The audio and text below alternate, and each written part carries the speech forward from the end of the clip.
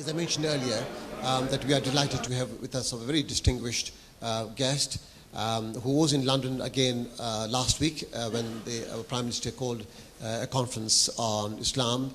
But I also had the pleasure of being with him at the World Islamic Economic Forum in Malaysia about a week ago.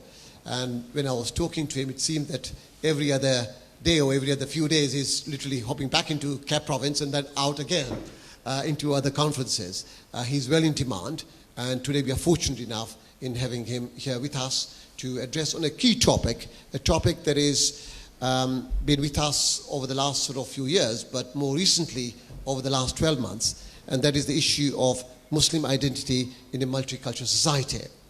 This is a debate which MCB has basically taken head on in terms of our role in the society, in the mainstream society.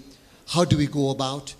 The society has changed over the last sort of 50, 60 years in a big, remarkable manner. Is that recognition there in terms of the legislation, the policies of the government, in terms of the behavior of the communities? And I was heartened to hear from Brendan Barber this morning when he emphasized the whole issue of Britishness in terms of relating to common values rather than linking up to a nationality issue.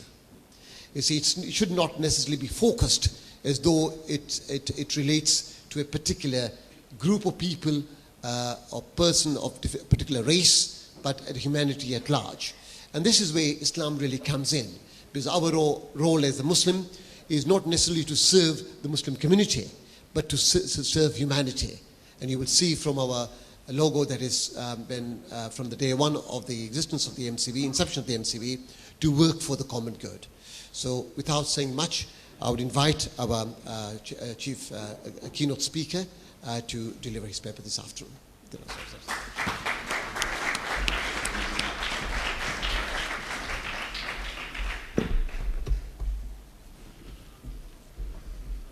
أعوذ بالله من الشيطان الرجيم بسم الله الرحمن الرحيم.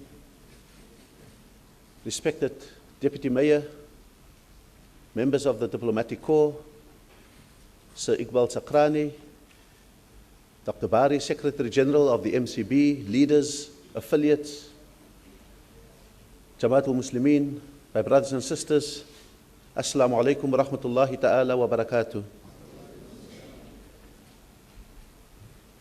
I want to start off by expressing my sincere thanks to the MCB for inviting me to their 10th annual general meeting and to be able to share a few experiences with you on this occasion.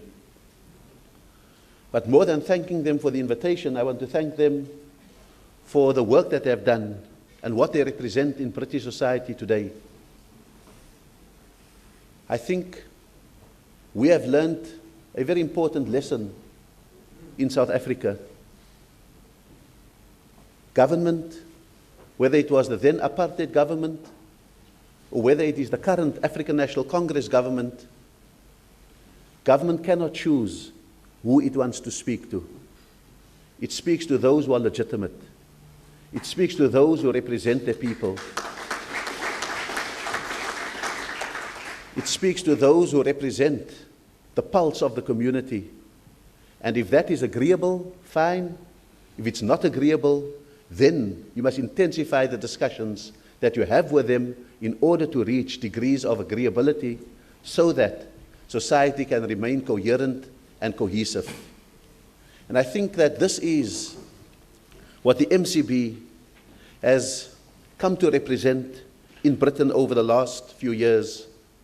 It's the point of coherence within the diversity of the Muslim community. A diversity that is national, a diversity that is ethnic, a diversity that is linguistic. And the MCB constitutes a point of coherence within it. We are a community with many schools of thought. Whether it is Hanafi, whether it is Shafi, Hanbali, or whatever the case may be, but something needs to hold us together despite the various madhaib. We have sometimes unnecessary but intense fights between Deobandis and Barelvis, and something needs to say, here is the common ground that we represent. We sometimes have different political streams within us and different shades of opinion, but someone needs to remind us about what holds us together. And sometimes we have different intellectual approaches to life, but again, you need a common denominator that reminds us of an essential identity that holds us together despite all of that diversity.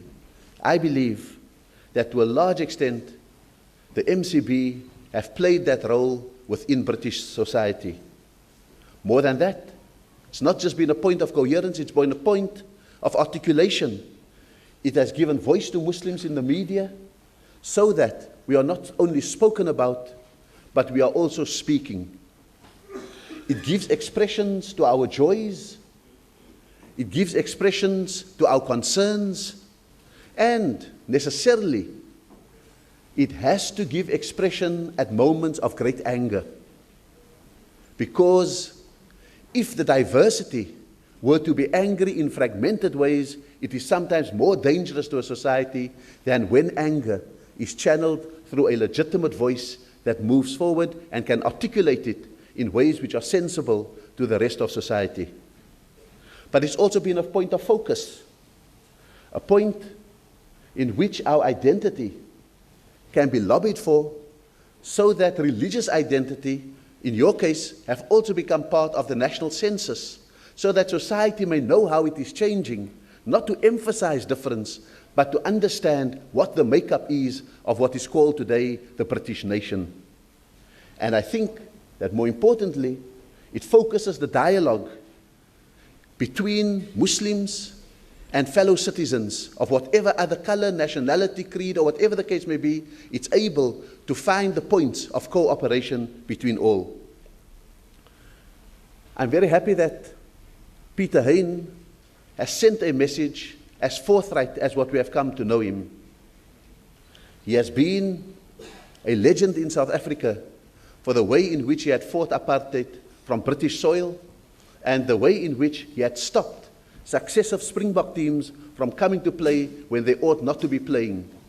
I'm very happy that South Africa played today and just won by 3 points against Australia. So, Britain is probably undergoing a minor transition of leadership, and I was hoping that someone like Peter Hain and many others could be playing a role within that transition towards a new dispensation that allows the bonds to be reformed between government and Muslims, society and Muslims. That the paradigm could change from a discourse of inclusiveness to avoid terror, to a discourse of inclusiveness to bring about human solidarity within Britain. And there is a fundamental difference in the discourses of those two. I want to immediately put in place a disclaimer. Pliny the Elder, a renowned Roman leader, once said, "Out of Africa, always something new." So what I come to bring you here today is a perspective formed on the continent of Africa. I'm not sure that it may be new, but Africans have memories that remember how things were before and how things could be again. What were the values that drove us before, and what are the values that can assist us again? And so we may be repackaging old things in new ways in order to advise the world about what is possible. Because the world often forgets long-standing values at times of stress. So with that disclaimer in place, what I share with you in experiences from Africa and South Africa, I can only hope that what you find agreeable, you will take, and what you will find disagreeable, you will disagree with. And if we understand each other like that, then inshallah, we are able to then move forward.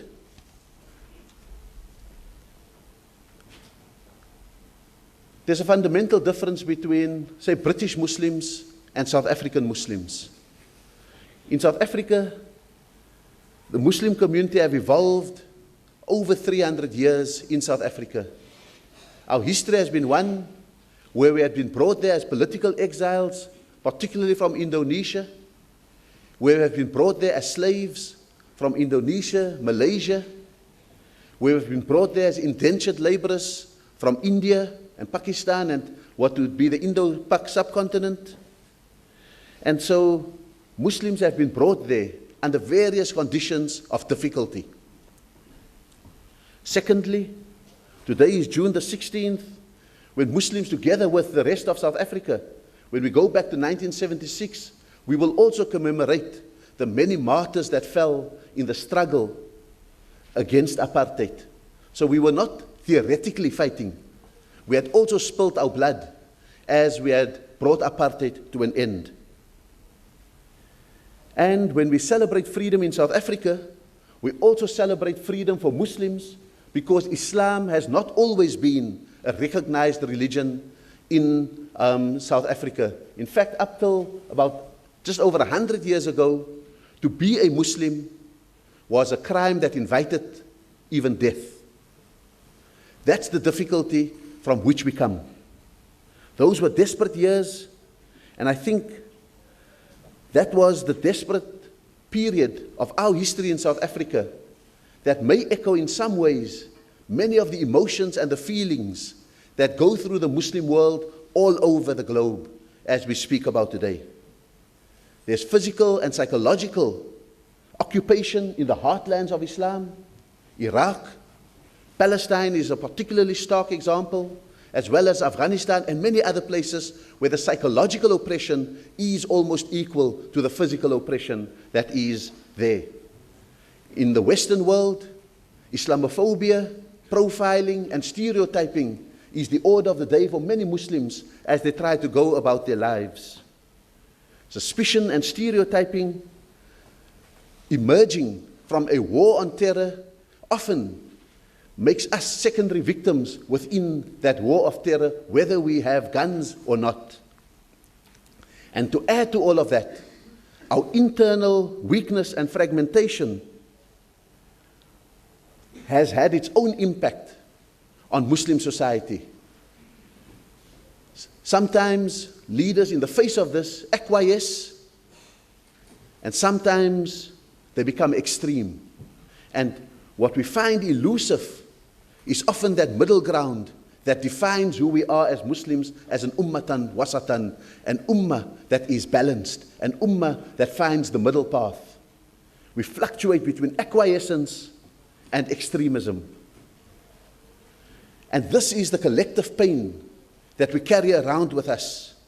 And it reminds us of that early period of Islam when Sayyidina Bilal was tortured, when Sumayya was martyred, when the converts to Islam were ostracized, when Muslims were boycotted for 2 years, when the Prophet ﷺ was ridiculed, so much so that this collective pain in that Meccan crucible caused the Muslims to stand up and to proclaim to the heavens, Mata Nasrullah, when is the help of Allah coming? When is the help of God coming? And Allah's promise has ever been true. Allah's reply to it, Nasrum min Allah wa fathun qareeb. Help from Allah will come, and a speedy victory. That's the promise of Allah at the time of the greatest oppression of Muslims and Islam. And yet, it is not the victory in the ways that we ordinarily imagine. It is not the military victory. It is not the vanquishing of enemies. It is not the destruction of those who oppose. In fact, in the surah in the Quran called Fath, the victory, it starts off, Inna fatahna laka fatham mubin. I have given you a manifest victory. And you read this surah with the expectation that we will read about a battle, about the vanquishing of enemies, about the destruction of opponents. And we are surprised when the surah speaks about guidance onto the straight way. When the surah speaks about the powerful help that will come from Allah. But the powerful help is not the sword or the gun. The powerful help is the sakina, is the tranquility going into the hearts of Muslims. It's the calm. It is the rationality that goes into the hearts and the minds of Muslims. It is the exhortation to say, be calm, accept the sakina, this tranquility. It is the adding of faith to our faith, to use the words of the Quran. It is adding faith individually to us, strengthening our own iman, but making Islam the attractive proposition to attract many others to this worldview, to this way of life that we call Islam. In fact, contrasted to the sakina that becomes the psychological property of the Muslims is the hamiyah, the emotionalism, the fanaticism of those who oppose Muslims. The Quran in fact describes it as hamiyat al-jahiliyyah, the fanaticism that comes from the age of ignorance. How is it that we have inverted in the world today the sakina and the hamiyah?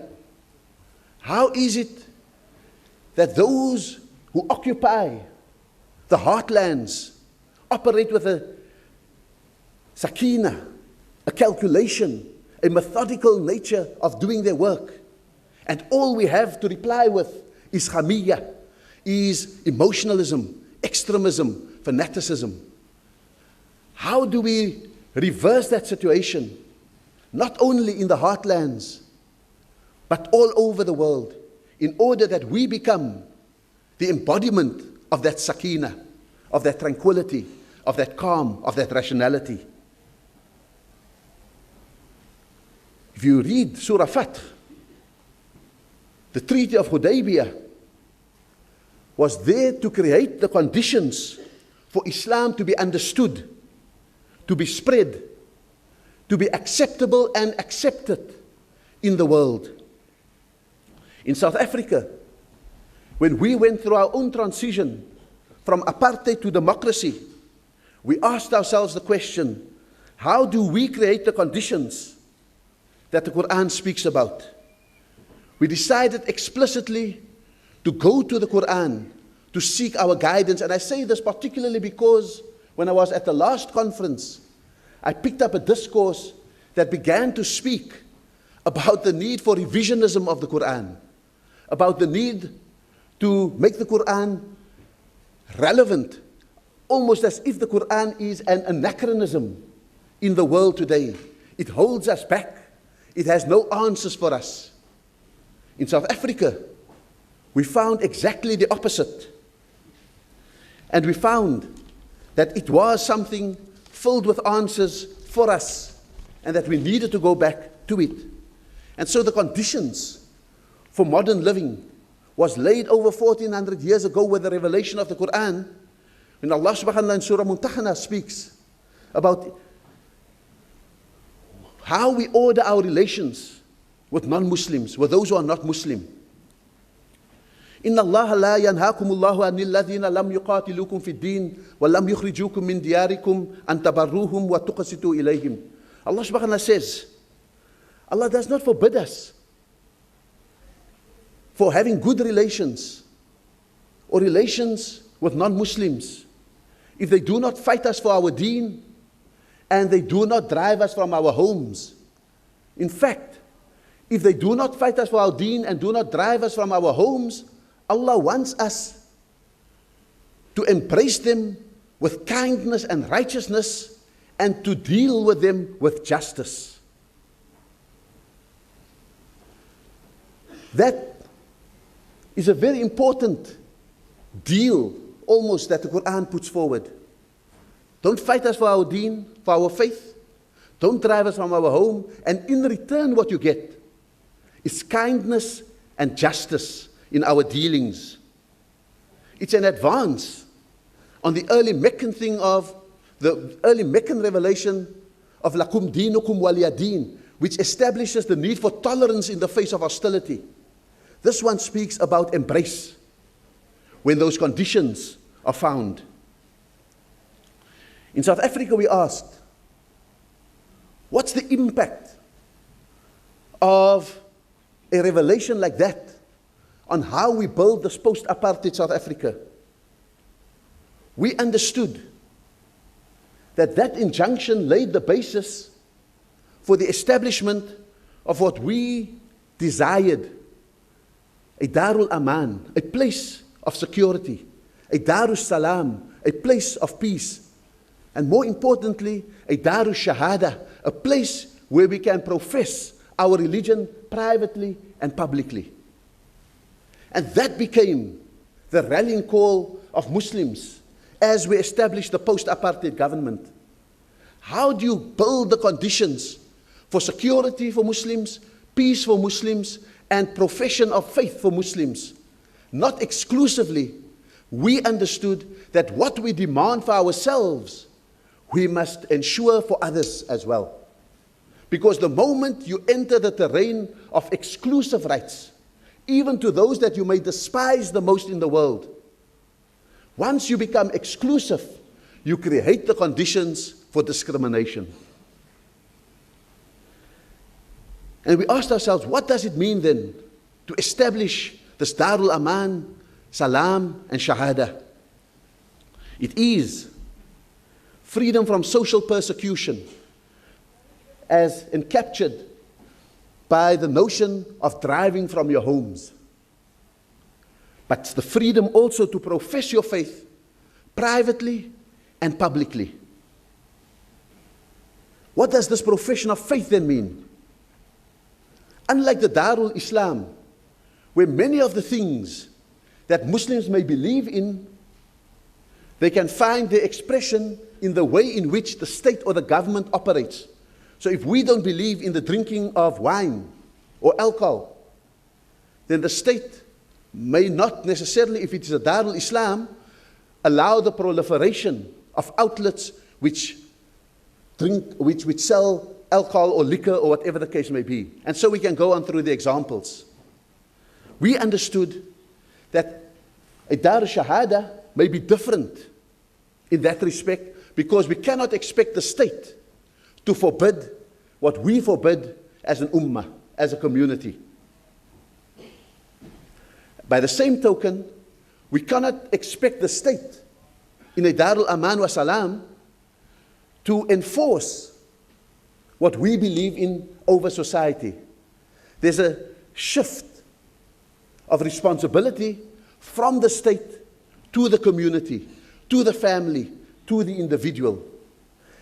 And I'm raising this because I think that this forms the backdrop, the theoretical backdrop of how we need to conceptualize life, particularly as minorities, but I think it may as well apply to majority situations.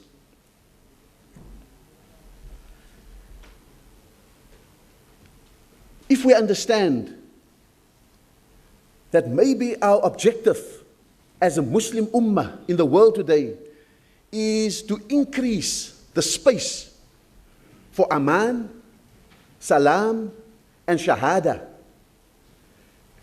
If that is what we understand, security, peace, and profession of faith, if we accept that as an objective and we disabuse amongst ourselves those who believe that our objective is to increase the space of darul-islam, then we already begin to collapse a very important misconception of the world today and an eternal restlessness within us. Because some of us grew up believing that the ultimate politically is the Islamic State, and that we should remain restless until we have achieved it. I think it may be more useful for us to say, listen, let us understand that it is eminently acceptable to have darul-aman wa salam wa shahada. That begins to create a mindset that is workable amongst us. And that's made the transition for Muslims, because we don't walk around with this continued anxiety about whether South Africa is going to become an Islamic state, as some wanted amongst us. I think even those people today would say, what we have is sometimes far more acceptable than many countries that pose as Islamic states. So I would say that that becomes very important. That opens up the discourse then of multiculturalism within such a state, within such a society. The first key issue that we need to problematize under this discourse of multiculturalism is the juxtaposition of unity and diversity. I think we must move beyond, because I pick up that the notion of multiculturalism is a contested notion, not only in Britain, but all over. Some see it as a guise within which to beguile minorities into a national consensus. Others see it as a surrender of the Muslim identity. So it's become contested. We did not try to contest in South Africa the notion of multiculturalism. We tried to approach multiculturalism through its informing concepts. The first informing concept is unity and diversity. There's no disagreement on unity, the need for unity, national unity even. There's no disagreement with diversity, the need for diverse groups, for different groups to retain difference and identity. Often, the challenge in a society such as South Africa then, and maybe Britain now, is how much unity and how much diversity. What's the balance between the two? Because too much diversity, if you take diversity to an extreme, you create the conditions of isolation. You either isolate yourself or you allow yourself to be ghettoized. Because then society is a group of atomized communities. You see the Bangladeshis there, you see the Pakistanis there, you see the Jamaicans there, you see the Zulus there, the Xhosas there, etc., etc. On the other hand, too much unity leads to assimilation. It's a melting pot. You throw all the different things in and you cook it up until you can't see the different things anymore. That we understood to be an undesirable, given that the problem with South Africa was that we were divided. Some would think that the natural need for South Africans would be to create a solid unity. But we knew that we needed to find that tipping point between unity and diversity, so that we don't have a melting pot and we don't have a situation where the center doesn't hold. And each society may have to grapple with where their tipping point is. Where's that point of balance between unity and diversity? You need enough unity for a national identity and for a shared sense of national values. What do we hold together with the rest of British society?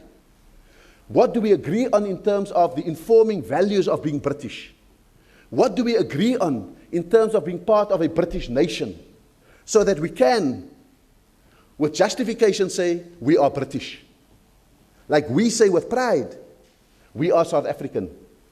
But at the same time, we need to have sufficient diversity to be able to say, we are British Muslims. We can even go further to say, we are British Muslims of Pakistani origin. We can even go further and say, we are British Muslims of Pakistani origin who supports Liverpool, if there are still such supporters around. Now the point that I'm making is, it brings us to the second informant on the issue of multiculturalism. It is the ability to carry multiple identities without one identity contradicting the other. I think part of our genetic makeup almost as Muslims is to believe that we are Muslims first and last. sometimes to the exclusion of all other identities. That may be a fine ideological concept when you are in battle with the world, when the world is divided between darul-Islam and darul-harb. The fact of the matter is, globalization, the complexity of life, the need to get on with other people, the need to build human solidarity, may mean that you can even assert your Muslim identity as the primary identity, but accept your South African identity as a secondary identity.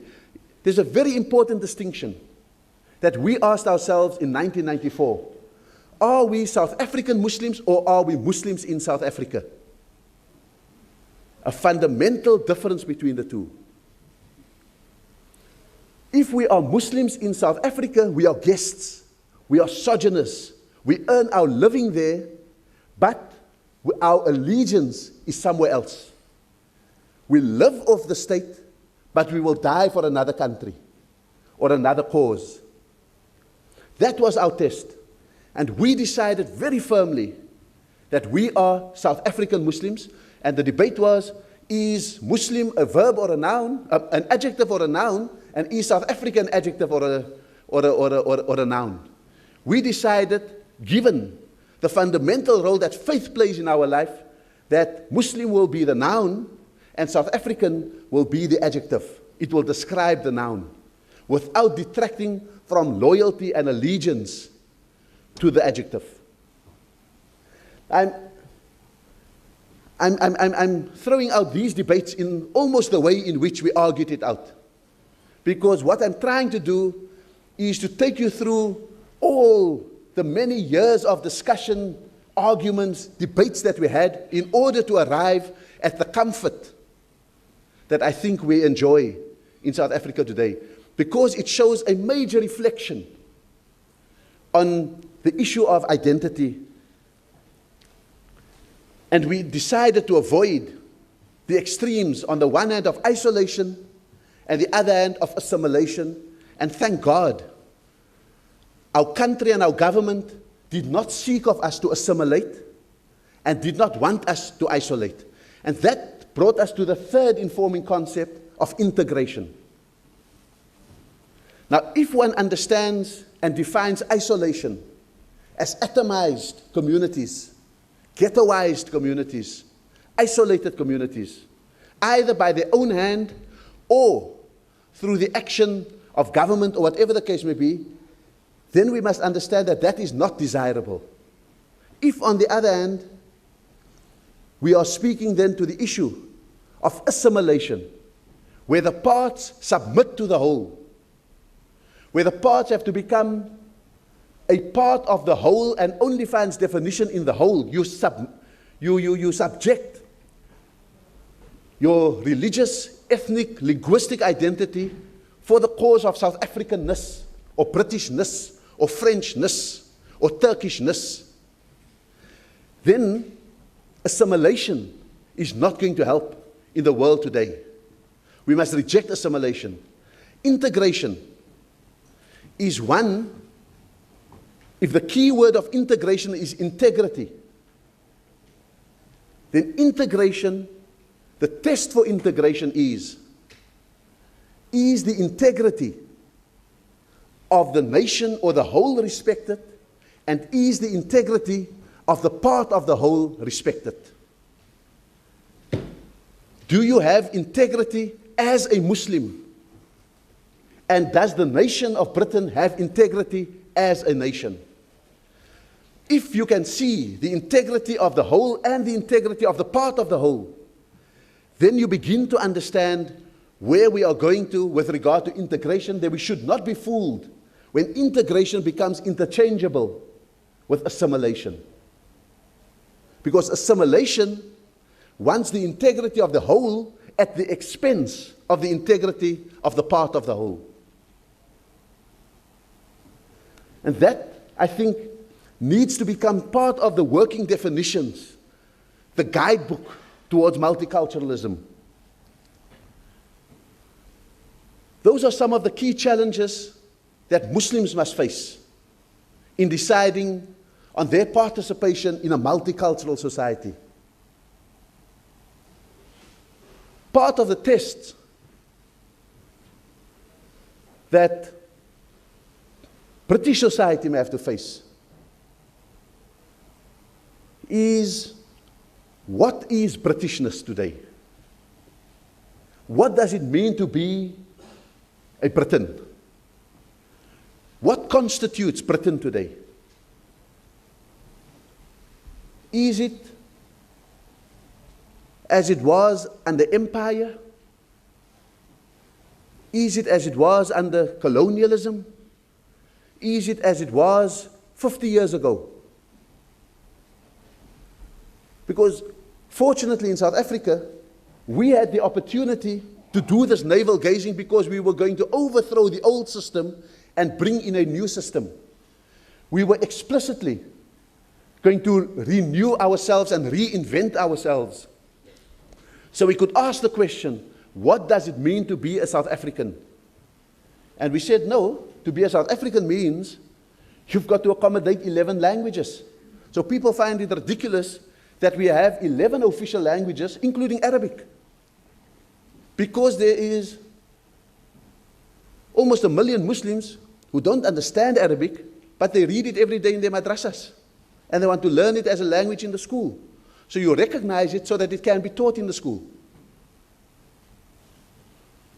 So we understood that to be South African was to accommodate 11 languages. We asked ourselves, how many tribes are there in South Africa? And so we started to recognize all of them were their traditional leaders. We asked ourselves, what does it mean to be South African when you have about 20 faiths? Even though Christians are 80% of the population, Muslims have an influential role, both as a result of their past, but also about their future, and so forth. And so our Bill of Rights starts off by saying all religions are equal. It doesn't matter how many people there are, it's the equal value of God. And that opens up enormous new paradigm, new ways of thinking through this issue of what it means to be South African. Now, if you walk in any street in London and you see the variety of people, then clearly Britishness is no longer only those who speak English, only those who are Anglican, only those who are Anglo-Saxons, or whatever the case may be. Clearly British, the definition of Britishness may have shifted. So you can't approach the issue of multiculturalism from the point of view that inclusion will be good for the security of the state. Inclusion would be good to reflect the full nationhood of Britain. That there have been these transitions in British society. The problem is that Britain does not have a 1994 like South Africa had, a moment of rupture. So you've got to fix the plane while you fly it. We could bring the plane down, fix it up, renew it, upgrade its engine, rearrange its passengers, decide on the best pilots that we wanted, and then get it off again. You've got to do all of that as the British society while the plane is flying, and that could be rocky. It could endanger the plane at times. But if your collective well-being depends on how well you fix the plane while it's flying, then maybe that is the interest, not to rock the plane. But it also puts, if that's the onus on British society, what's the onus on this collective Muslim community that the MCB represents? Because sometimes we have to be honest and ask ourselves the question, when we ask for that, on whose behalf are we asking it? Sometimes we may confuse the rights of us as Muslims and want certain things included. Others may confuse, and this happened in South Africa as well, the rights of the Shafi madhab to have in the month of Ramadan, they don't only want to make the adhan, they want to have a whole lot of different things over the loudspeakers before they get to the adhan for half an hour. So we want to win the basic right to have the adhan, but we mustn't confuse that part of Shafiism is part of the fards. Sometimes we must also be honest, whose interpretation about dress are we trying to inscribe in the Constitution? Is it the minimum that the Quran wants? Or is it the maximum that schools of thought amongst us wants? That becomes very important. I'm not going to resolve that debate for you, but I'm just highlighting that is it. Sometimes we may be advocating on behalf of an ethnic group, but under the banner of Islam. And we must have a clear distinction between when we are speaking ethnically and when we are speaking as a Muslim. Because to confuse the two will be to confuse the hell out of the British government and out of society. So how do we begin to deal with some of those things? So we need to find, very importantly, a working unity amongst us that understands what are the minimum and maximum insertions that we could be asking for in dealing with putting together a multicultural society. And in negotiations, we know it's often good to start with a maximum, but I think for our own good, we're dealing with a need to create a caring minimum standard that all of us could recognize when we see it and can live by. I want to end up by saying that at the end of it all, this heavy debate about multiculturalism, which unfortunately I think has gotten to the world's attention more by virtue of the world's concern with security, the war on terror, the niyyah, the intention has not been pure. It's not been the result of a concern for human solidarity, for embracing the other, for refiguring Americanness. So, other than just fixing the plane while we're flying it, we've got to be able to understand that we've got to get the point of departure sorted out. The point of departure for such a sensitive debate cannot be security, because it is overlaid by stereotyping in the interest of security, profiling in the interest of security, stop and search in the interest of security. And we cannot have that as the starting point of this debate. But it has become the reason for this debate being opened.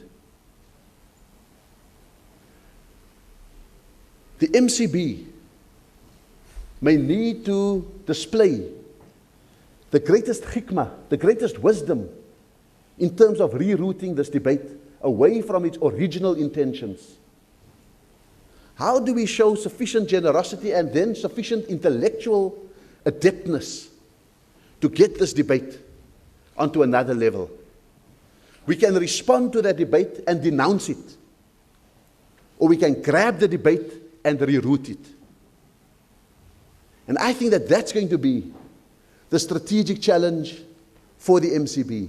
How does it show leadership in taking a debate that started off wrongly but is the correct debate that we must confront in the world today if we are to establish this darus-shahada that I was speaking about earlier on? That must be our objective. How do we get there?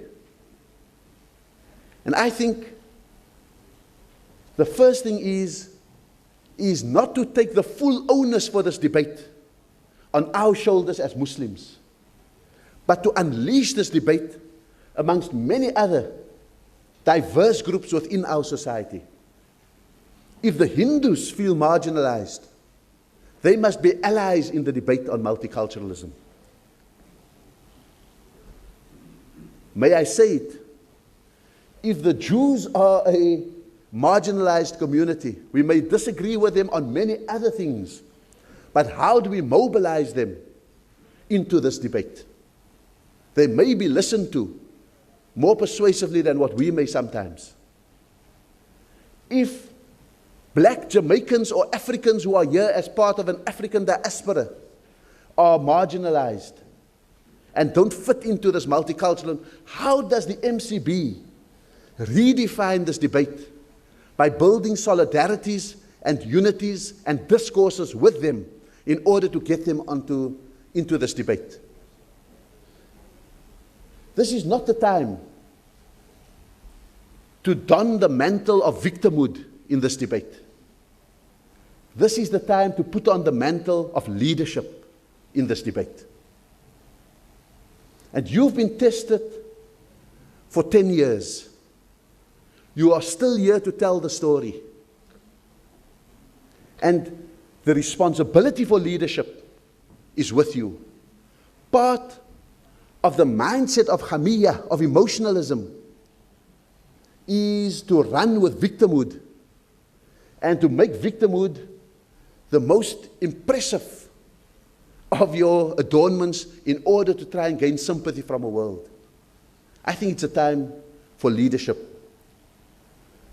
And the leadership must be framed in ways which are compassionate, in ways which are inclusive, in ways which speak about our mission, if we are the followers of Muhammad sallallahu alaihi wasallam, of being rahmatul lil alameen, a mercy unto all of humanity, in ways which has the central objective of establishing silm, peace in the world. You know, part of our problem is that we have made compassion, peace, sometimes even compromise. We have turned those into attributes of weakness. When the very name of Islam derives from peace, the very mission of the Prophet is to be a mercy unto all of humanity, and the very definition of the Ummah is that we are Ummatan Wasatan. How have we allowed this agenda to be hijacked and put at the service of those who only know anger, who only know victimhood, who only know to fight fire with fire? How have we abdicated? And so I think that the issue of leadership is both internal to us and external to the society in which we find ourselves.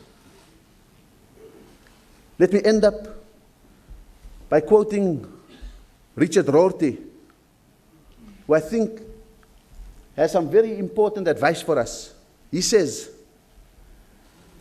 "In my utopia, human solidarity would not be seen as a fact to be recognized by clearing every prejudice or burrowing down to previously hidden depths, but rather as a goal to be achieved. A goal to be achieved is human solidarity between us and everyone else. It is to be achieved not only by inquiry, not by asking, not by intellectualizing only, but by imagination. We've got to imagine a world that is united and where we are in solidarity with others." He says it's the imaginative ability to see strange people as fellow sufferers. Solidarity is not discovered by reflection. It has to be created. You don't look back only. You've got to look forward and build it.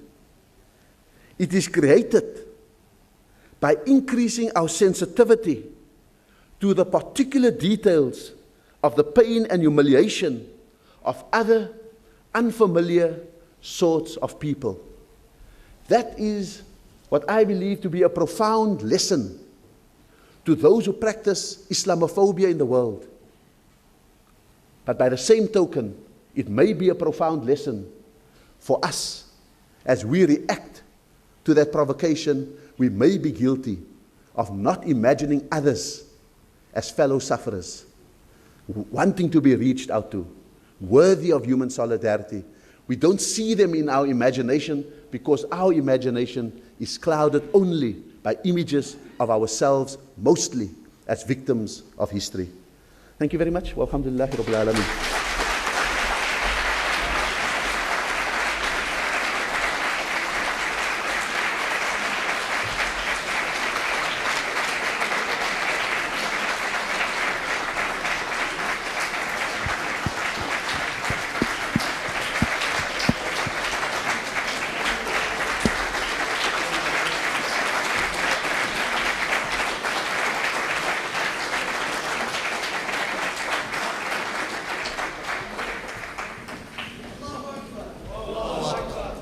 Allahu Akbar.